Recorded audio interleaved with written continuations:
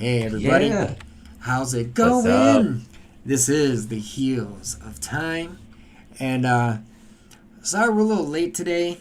I had a birthday party to go to for my little nephew. He turned 4 today. He had a fabulous time, Happy and birthday.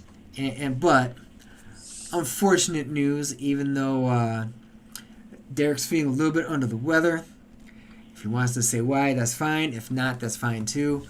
But Oh, this straight up. I'm gonna let everyone know do it. that I love y'all so much that I got the COVIDs and I'm still here.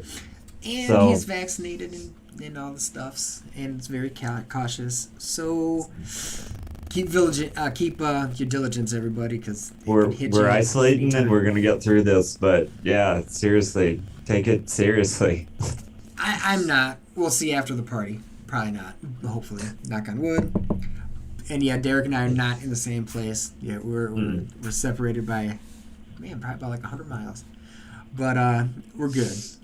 But anyway, this is probably gonna be a super short episode because obviously he is not super feeling well. But today we're gonna go over briefly at least the Green Knight. Last week was probably our longest episode, so this might be one of our shortest. To offset you people that actually listened last week, much appreciated. Yeah, Movie thank was you actually much. pretty solid. I went into it knowing that it was based heavily on the poem. And for those of you that don't know, this is actually based upon a poem in, I think it was like the 13th century or so. So that's pretty Sounds cool. right. Medieval times, 13th century Common Era, so CE. So it's a little outside my wheelhouse. So I had to do a little research, and it was actually pretty fascinating. So this might be a two-parter, just because it's actually a really long poem. It's actually about 86 stanzas. Actually, no, my bad. Over 100 stanzas. 100 stanzas with over 2,500 lines. So it's actually a pretty Oh, beastly poem. You could almost call it a story. The book, I'll call it a book, compared to the movie pretty well overall, especially the main gist of it. Did the movie take, modern twists upon things? Of course. Something that I thought they didn't need to gloss over in the movie was it's actually really it's about King Arthur. So it's not him specifically, it's actually about one of his knights. And I say that loosely because it's hmm. actually pretty funny about that. But they didn't explain that well in the movie. So it's just this dude knight and this guy with a weird mother who is like brother to the king, so it's like a nephew kind of thing, but is basically the tale of Sir Gawain. And not really Knight of the Round Table ish. But he Hmm. knew, obviously, Arthur, knew Guinevere. His mom was Morgane. Morgase, rather. So, I mean, it was really interesting. It's an actual pretty cool poem. Um, So right here, let me just. This is where out of my wheelhouse as well, but something that I've always known that Robert Jordan decided, hey, the stories of Avalon or and whatnot, that's important. I'm gonna roll those in here as well. And well, we have Galad and Gawain, are brothers, and I think Gawain Sir Gawain and Gawain are probably most similar, but I think both of those characters kind of share similar attributes mm-hmm. to this knight. But what's more specific to what you've already hit on before I throw it back to you, you have I think the mother is Morgana, Yep. and then in Wheel of Time you have the mother is Morgase, very Yep. similar, and then you have this other character Guinevere, right? Mm-hmm. And then the love of Gawain in Wheel of Time is Egwene. So Guinevere. Go figure. So So similar. and then who would the King Arthur be? Of course, that would be the one and only Rand al'Thor because al'Thor is a misspelling. It's a pun. That's probably not the word, but it's a misspelling of Arthur, Althor Arthur. So he's right there. Yep. So it's crazy. So I'm gonna go more about the poem, the movie. We it was a crazy movie. Actually recommend though. Not an epic, not like a super battle and you're thinking Knights of the Round Table and they're gonna go out and hack and slash. That was definitely not that type of movie. So if you go in knowing that, it's got a good storyline. Similar to the poem. So poem starts out, it is Christmas time. Everybody's having to eat, drink, be merry. Everything is great. And then all of a sudden, boom, this Green Knight comes in. Dressed in green. Long beard. That's very important. And the author makes very specific mentioning of the beard. As we've mentioned before, this is actually a cool throwback. So beards, most of the gods and goddesses, well, not goddesses, but gods, have beards, right? Usually, and pharaohs would have beards, and that usually showed aristocracy, wisdom. Age is very specific here. Age is what I was going for. Okay, sure. Because the Green Knight actually makes fun of Arthur, calling him a kid. It was like Old English. This poem is like an Old English Latin-esque kind of thing, but so it's not up to my translation stuff, nor my pronunciations, because you guys know how awesome I am at that. But basically called him like of the child, because making fun of him because he was so young. So this is a very young or childlike Arthur. Scholars are saying, well, does that mean that Arthur was kind of childish? Or was he actually calling him a kid? Because, like Sword in the Stone, he wasn't like 40 when he did that. He was kind of young. So is this at the beginning of his reign? Is this... Yeah. So I could see that it could also mean, like you said, the obvious thing, but it could also mean that he's young at heart. Correct. Yep. One way or the other. They're not... Again, this is I wouldn't say an abstract poem, but it's... It was written, but we all know that writing isn't necessarily 100%. And things get lost in translation because it's not perfect. So, and the way the writer wrote this poem, was very ambiguous. He wasn't like crazy specific about this is exactly what was done. This is almost like an Aesop's fable kind of thing. It's just a long one, but there's a moral to the story, which is what we're going to get to, which was at least what I'm going to get to. I see what you're getting at. Okay. Yep. No, that's a good point. So this comes in and he's like, hey, I got this huge magic axe, and pretty much y'all can chop my head off or wound me in some way, whatever, and you get riches beyond belief. You can do whatever the heck you want. Everything is great. Happy days. But in a year from now, so next Christmas, you will have to return the favor at my Green Chapel. Cool? And they're all like, the hell is he talking about? So it actually turns out that this is a play on old Druidism, that they used to do this. It's called like the beheading game, where you would... Yeah, it's bizarre. Like I said, it's a little bizarre. And to be honest, like I was, in reading this, I was like, okay, I personally want to do another episode on this, because I was like, wow, this is some crazy stuff I've never heard of before. Oh, for sure. It almost sounds like they would whack each other. Like, almost like a gentleman's game of chicken is kind of how it looked like to me. Like, if I hit you, you got to hit me back. That's kind of how I understood it. I don't think I'm right, but it would make sense in this poem. So this is one of those things that these individuals of the knighthood would have been like, what's he talking about? So Gawain comes down and is like, word, boom, chops his head off, whack. Guy's like, cool, picks up his head and like walks out the door and is like, holy crap. And so he's got the axe. He's cool, right? Does his thing for a year. Again, I'm going very briefly through this because I don't want Derek to like fall asleep on me. But so he is about that time to get traveling. Now this isn't like, oh, the Green Chapel is this known thing in this big church, and no, it's not. Nobody really knows where it is, and it's just kind of like, go to the Green Chapel.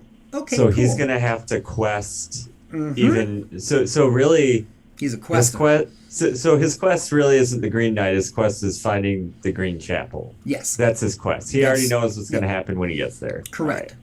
So, and Sir Gawain is like, heck yeah, I'm a knight now. Everything is great. Yeah, man.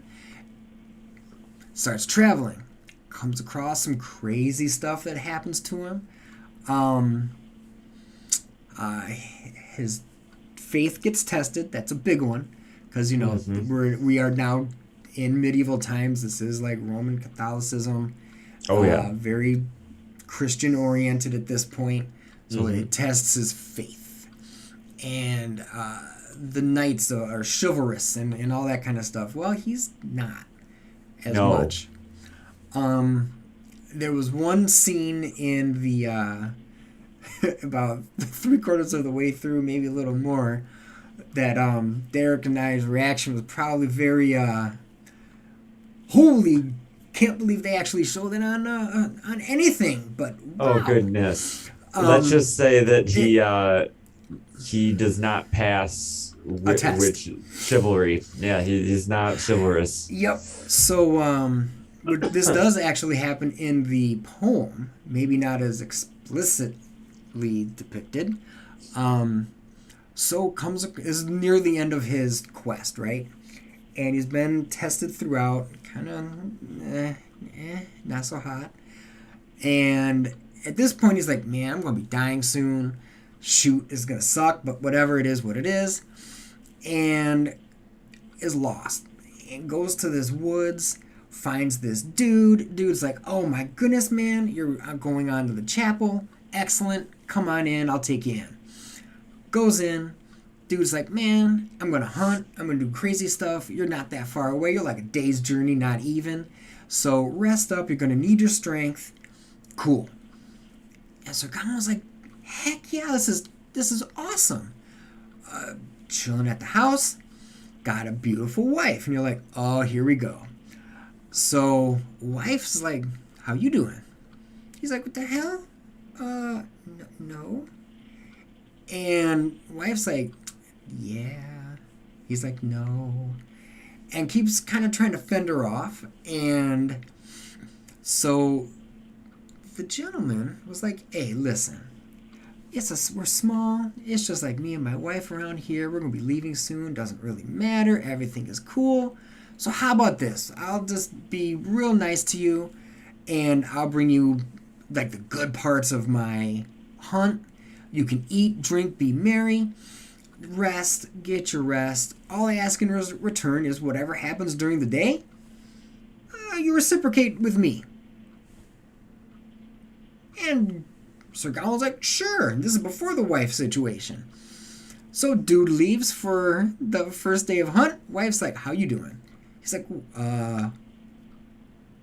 no. And so he basically like kisses her. Cool. Dude comes back. He's like, hey, how was your day? And he's like, it was good. Smooch on the cheek. So right. In the movie, you can kind of just think about what keeps going down, because let's just say he doesn't quite fend her off. No, unfortunately. And then also kind of like reneges on his deal to the gentleman. Let's just say that as well. Well, yeah, actually, I'm going to throw this in. So he said, anything you get in the house, share with me. Now, you've alluded to the wife, but I actually went through a brief, real quick rewatch, and I realized that he also doesn't give him that sash. that green sash that Mm-mm. prevents him from getting his head chopped off. Mm-hmm. Technically, he should have given that to the woodsman also. Except, here's the trickeration of movie bro. That sash, I'll tell you about that in a minute. Okay. So, homie goes up to the Green Chapel. Mm-hmm. The Green Knight cracks his knuckles. He's like, awesome. How'd you do? Sir Gawain thinks. He's like, yeah, kind of terrible. So cool. Let's do this. Puts his head down. Green Knight's like, huh, sure. Then, I mean, at this point, he's got his axe back, and he's just like, do, trying to draw it out a little bit. Kind of like scraping it. Literally, it says like scraping his axe against the ground. So it's like grinding a little bit. Now, mind you guys, this dude's huge. Like, legit. Like, this guy's Paul 10 feet Bunyan. tall. Yeah, he's like Paul Bunyan. So this green axe is like not just like this little wood chopping axe. This is like, I guess I could almost say like a parent axe, right? Like, Oh yeah, huge. like war axe, like Norse wood axe, maybe. And so he's like, and then it's like, Gawain doesn't flinch. He's just like, will you just get on with it? Just do my thing. Just do it. And the Green Knight's like, huh. Cool. Just gives him a little nick on the cheek. He's like, cool, we're done. Oh wow. And he's like, what? Now, depicted like, you know, I mean, it's on the face, so it's like drawing blood, and there's snow all over the place. And mind you, this is not a chapel like a church. This is actually like a burrow. So it's like almost a cave situation. Mm. Back in the day, they also thought that these would be haunted, which is also why people think that it was this like a deal with the devil kind of thing. Okay. Because I guess green was associated with the devil in medieval times. that's interesting. I didn't know that, but okay. So that's why scholars think that the Green Knight may be an acronym, or not, For, like, a the synonym devil or of something. the devil. Oh But wow. But he doesn't really seem to be a bad guy in this no, story. so this is why other scholars like, nah, that's some BS. Because once he gives him the nick on the cheek, he's like, bro, no, you actually did exactly what you should have. You were weak. You're human. Mind you, they don't think this guy's human either, so they just think he is kind of some mystical being of some sort. Mm. So he's like, I expected you to not do well, but I expected you to learn. And he gives him the sash. The Green Knight gives Gawain the sash Oh wow. as like a reward for doing well. Because not flinching, that's knight. That's you know, that is showing his stuff. He's like, but I failed all your tests. He's like, okay, but you made up for it now. Now I absolve you of all your sins, which is part of the poem. So that's why they're like, if this isn't really the devil, could it be Christ? Like a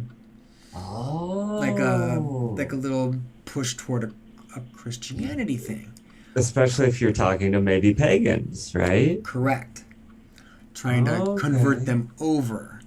And having the story by the way, happen that's off on to the Christmas. side. That's like Derek's, and well, maybe not even Derek, but that's my thought listening to, or like reading a little bit into that. I was like, Yeah, no, I hear you. I hear you. maybe it's kind of like But- a little quick swap-a-doo, No, it makes sense. It makes sense. The story's on Christmas, and right? Which was a pagan holiday. This takes place at Mhm, Christmas. mhm. You can basically run buck wild, do your thing for a year. Yep. You weren't really awesome, but you admit it at the end, right?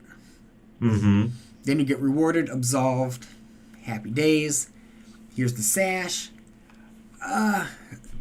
Gawain also doesn't really believe the sash is a present to himself. He actually, if I'm correct, in assuming that, he's kind of like, yeah, he's wearing the belt, like a Baldric. I've never heard what that is, Baldric. But it's looped over his right shoulder and under his right arm, so it's kind of like a sash. It sounds like to me. That's how big this belt is. It's like a sash to him.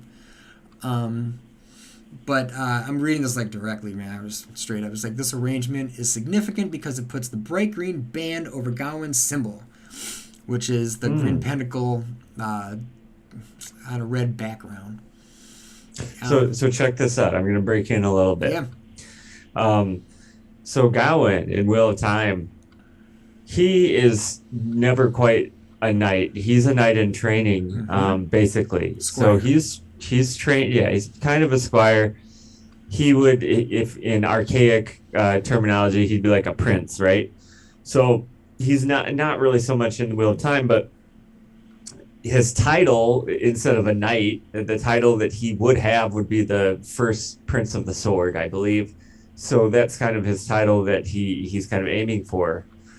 And he is on a meandering journey, whereas, he was taught at a very young age, like before, he could really understand many things, that his life is forfeit for his sisters. Like, his sister is supposed to be the queen. He's like her royal bodyguard, so he protects her at all costs. And he just believed that. He didn't believe in it. He just thought, oh, well, that's just what I do. And so as he went on and he realizes like things have changed, he goes on his own journey of realizing the things that he's messed up. So like one parallel and one full circle, I want to bring up that here's a little fun fact for you, and I hope I'm not beating you to the punch. This is just some weird random thing. Right now. So the pentacle, so they didn't call it a pentagon, they called it a pentacle. That star that they wore, that represents the 5 virtues of knights. So each point is one of and the 5 virtues go friendship, generosity, chastity, courtesy, and piety. Well, in the movie, and most likely the poem, I imagine, he hits all of these. He messes up the friendship with the guy. He's not generous to the scavenger. He breaks his chastity vow. He's not pious. He's definitely not. He doesn't care that it's the day before Christmas or anything. And then courtesy. He's not a super courteous dude. He's kind of curt. Well, think about like let me do it another way.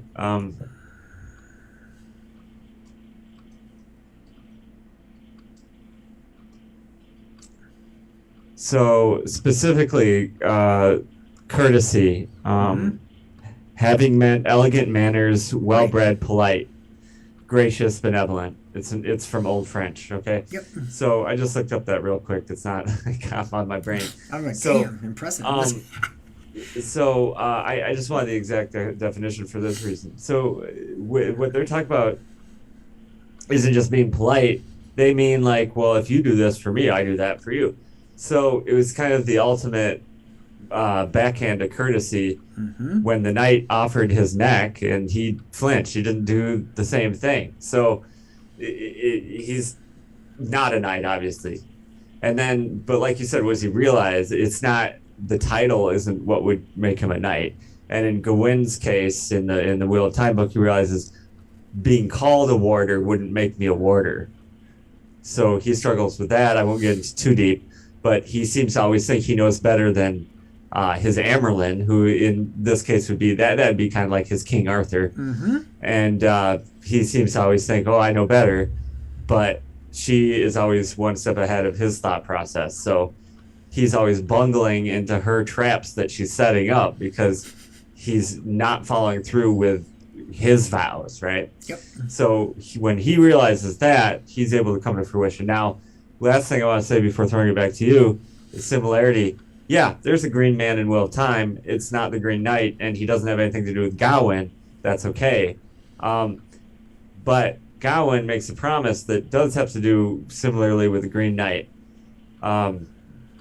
I don't know if you'll touch on this. I heard that in the poem there's something with triples and threes are important. I don't know if that's something you discovered or are going to touch on. Either way, in Wheel of Time, the Gawain character specifically, his boon comes in the form of these 3 rings that he puts on, and with them he's able to be almost invincible in combat. So that's kind of like this sash that he wears in the movie. In the movie, right? The sash from the movie. So, and with this, he goes to his death. So that's kind of like a reverse parallel. Like he's like, all right, I have my rings, I'm gonna go, but he doesn't think he's gonna kill his target, and I'm not gonna say anything else about it. He just is like, all right, I'm gonna go die now, fighting my best. So, he's kind of like a reverse, like they're similar. They both realize what they need to do after messing up a lot. Yes. So I was about to wrap it up, so we're at least on my end. So the cool thing is when Gawain goes back into the back to the knights, and they're like, "Oh man, cool! You're actually alive, cool, bro." And they're like, "What's this?" Because it's sashed and it's like over his emblem and everything, and so they actually, when he tells them everything that happened, they just bust out laughing at him. They think it's hilarious, and he's like, "But this is my failure. This thing right here shows my failure in all of this stuff." And they're like, "Man, no, it's not a failure." And they're like, and he's like, "Yes." So, moral of that story is, although the whole thing is like the humans, to human is to err, right? The laughter acknowledges that we're imperfect, that we're not perfect. And hey, you gotta be tolerant of your own failings, because if you don't, then bad other things will happen. So in the poem's case, and I am reading this straight up, Gawain is an idealist. The court, like the Green Knight, are realists, and there's like the dualism right there. That's very interesting. It is. I was like, I gotta use that. So yes, thank you, Cliff Notes. So what's interesting about that is in Wheel of Time, I was about to say this refers right back to Wheel of Time, so that's why I want to end it with that. Yeah, and they make they make Galad the idealist in Wheel of Time instead of Gawain, and that's the split that I talked about in the beginning. So that comes full circle. Galad has this vision. He's basically also Galahad the Peer, which is not in this story. But I wonder if this maybe gives roots to Galahad. Like, I don't know the origins and etymology, but I do know that this story, not everything is all fleshed out during the time that this story was written. Right. So we don't have all the knights' names yet, and so on. And sometimes we have Lancelot, and sometimes we have something that sounds similar to Lancelot. Sometimes we have this knight that is a nephew of Arthur. Other times he's his enemy, and so on. So it's kind of some interesting history that we're going to have to get back to. Yeah, the Tales of Arthur and the whole mythos and the mythology around him is interesting because there's so many, and there's so many different facets that it's like, well, is he young? Is he old? How long did he live for? That was another thing. So check this out real quick. You'll like this. The Green Knight calls Arthur young, right? Yep. So Galad's knights, let's just call them knights for shorthand. They're referred to as the younglings. Mm-hmm. Do you like that? Right. That's kind of cool. Right. So it's interesting to say what time period, when is it, and like you said, it's like we think of Lancelot. Was it actually Lancelot? Was it actually Guinevere? Was it something different? Were they actually druids? Was it? Was it a total? It's a myth, so who knows? But in every myth and every legend, there's usually some hint of truth at some point when it goes all the way back. There's usually some little snippet of truth, and it just gets, as it gets passed down over time, it changes as the wheel turns, right? Right, there you go. So, from our short session, that's all I wanted to bring to the table. The movie was killer. I would kind of say it was like a little bit of Pan's Labyrinth, along with a little bit of maybe, I don't know, was it Oh Brother We're Out There a little bit? Yeah, you know what? Dude, that's a really good reference. It is hilarious because I'm going to end it with this, and then I'll hand it forever. Derek, you want to finish up? Hack along. That's cool too. So in this particular set of poetry, the Arthur clan was said to have been descended from Aeneas, who was from Troy. Very and cool. The Aeneid, who was the founder of Rome, and it was like his great-great-grandson, ironic Brutus, came over to the Isles, and that's what founded Camelot. In this kind of section of poetry, so I thought that was pretty funny because that was where I brought my where "Oh Brother, Where Art Thou" comes from. So. Oh, that's very cool. That is excellent. So they would trace their lineage back to something. Yeah. Mm-hmm. Awesome. To some very cool. godlike deity. Yeah, which would explain why they wear those funny hats. Bingo. So without further ado, Derek, you want to wrap it up, my man? Or talk to whatever, however you... No, I appreciate that. Thank you. So let me just say that, I think no one's going to really argue the point that their names are the same, Gawain and Gawain. I mean, it's like a Y instead of an I or something. Yeah. They both, one comes from Camelot, the other comes from Camelin, okay? Which is Camelot. Avalon and Tarvalon, yeah, okay? Right. Yeah. So... one has Morgana as a mother, Morgase as a mother. They're both kind of magically bound. We have Arthur, and then we have Althor, and I think the last one was Guinevere and Egwene. So we have many, many character references to cement him to that. So I think because of that, I think that frees him from a lot of the specific stories. Like, he didn't have to be the character to meet the Green Man. That was fine. Rand met the Green Man instead. A hit for a hit. That was not Gawain. That is Rand's story. So real quick, Land teaches Rand a form move, and it's called sheathing the sword. And he goes, basically, well, sometimes you got to let them hit you first. And Rand's like, that doesn't make any sense. When would I ever let you can't win if you let them hit you lose? And he finds a certain circumstance. Well, gee, if I'm doing this pose, they're going to hit me, but they're going to hit me in a place where I can then hit them.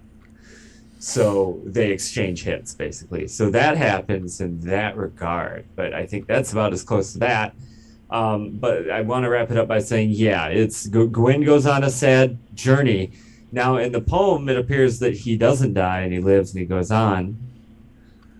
In the movie, it's open-ended. I just want to actually take it back. That's like some Inception shit, too, yeah. Right. I want to end and take it back to the movie being open-ended. Yep. And I don't know if in the movie version, Gwyn necessarily lives. Correct.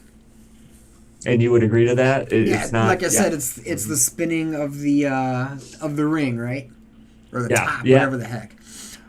Sure. Yeah. And you could look at it either way. Let's put it that way. Which is agree. What I thought was the whole kind of the point of the movie. Actually, it was about perspective. Like, what does it mean to be a knight? What does it mean to be virtuous? Is it good enough that you're trying? Because even though he did a lot of bad things in the movie, but when you're looking at this character, you definitely see someone like, okay, that's not the worst person. Like, the first people he meets, he was supposed to be generous to these murdering thieves. You know what I mean? But he didn't know they were murdering thieves at the time. Right, and that's that point. So he definitely failed the test. But when I could imagine having a knight in his corner in the Royal Court of Knights saying, "Oh, come on, they were murderous thieves," and he probably would even argue against. He'd be like, "No, I was supposed to be nice to them," Yeah, no, totally. So no, it's a good flick.